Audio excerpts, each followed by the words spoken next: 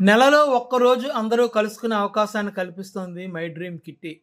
ఈసారి భార్యాభర్తల మనస్సులో అంతర్లీనంగా ఉండే ప్రేమను తెలియచేసేందుకు ఏర్పాటు చేసిన సన్నివేశం అందరి మనసులను హత్తుకుంది. ప్రేమ అంటే ఏమిటని ప్రశ్నిస్తే చెప్పలేం. ప్రేమ అంటే నిర్వచనం లేనిదని కాదు, చెప్పలేనిదని దాని అర్థం.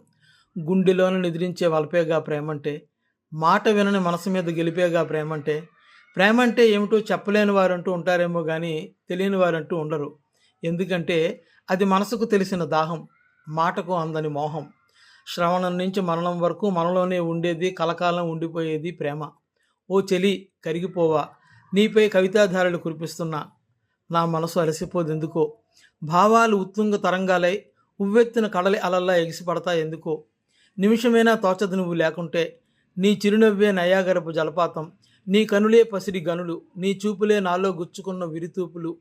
నా మది మందిరాన గుడి కట్టి దేవతలా నిన్ను కొలుచుకోనా, కోరి వచ్చానని అలుసుగా తీసుకోకంటూ భార్యనే మనసారా ప్రేమిస్తున్న భర్తలు మనోభావాలను వెళ్ళబుచ్చారు మై డ్రీమ్ కిట్టీలో.